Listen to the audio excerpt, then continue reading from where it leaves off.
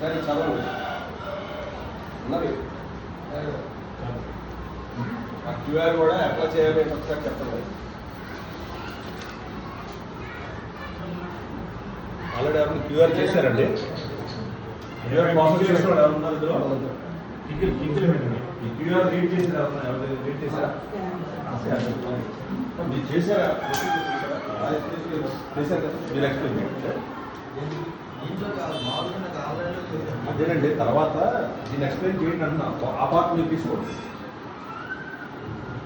హిందూ బంధువులందరూ కూడా ఈ యొక్క ముఖ్య నాయకుల యొక్క సదస్సుకి అందరికీ స్వాగతం, సుస్వాగతం.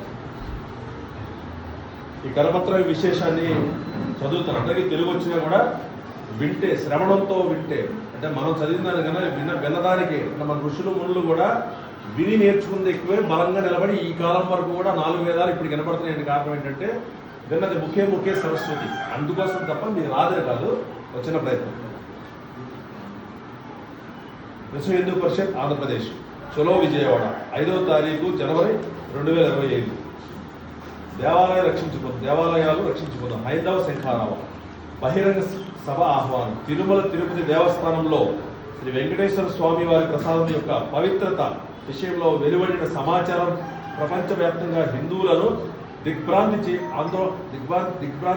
ఆందోళనకు, ఆక్రోశానికి గురి చేసింది. దేవాలయ నిర్వహణలో హైందవేతరులను నియమించి హిందువుల విశ్వాసాలతో ఆటలాడుకునే ధోరణి అనేక దేవాలయ నిర్వహణలో కనబడుతోంది. దేవాదాయ ధర్మాదాయ శాఖ ద్వారా నిర్వహించబడుతున్న ఆలయాల్లో హిందూ బంధువులు భక్తి శ్రద్ధలతో సమర్పించిన ముడుపులు, కానుకలు దేవాలయ అధికారులు, పాలక మండళ్లు ద్వారా దుర్వినియోగం అవుతున్నాయి. హిందూ సమాజం స్వతంత్రంగా దేవాలయం నిర్వహించుకున్న నాడు హిందువుల ఆలయాలు, ధార్మిక విశ్వాసాలు, పవిత్రత కాపాడబడతాయి. ప్రభుత్వాల ద్వారా హిందూ దేవాలయాల నిర్వహణ చేయడం అనేది రాజ్యాంగంలోని 12, 25, 26 ఆర్టికల్ ప్రకారం రాజ్యాంగ ఉల్లంఘనే కాకుండా హిందూ విశ్వాసాలపై తీవ్రమైన దాడి అవుతుంది. దేవాలయ నిర్వహణలోనూ ఆస్తుల విషయంలోనూ ప్రభుత్వాలు దూరంగా ఉండాలని గౌరవ న్యాయస్థానాలు స్పష్టమైన తీర్పులు కూడా ఇచ్చాయి. విదేశీ విధర్మీయ దురాక్రమణల ద్వారా మరియు పాలకులు హిందూ దేవాలయాలపై దాడులు, దోపిడీలు చేశారు. ఆలయాలను కబ్జా చేసి నిరంతరం లూటీ చేశారు. నేడు కొన్ని రాజకీయ పార్టీలు సెక్యులర్ ముసుగులో హిందూ సాంప్రదాయాలను నాశనం చేయాలనే సంకల్పం చేసుకుని దేవాలయాలను తమ గుప్పిట్లో పెట్టుకుని ఆలయ వ్యవస్థను ఒక పథకం ప్రకారం నాశనం చేస్తున్నాయి.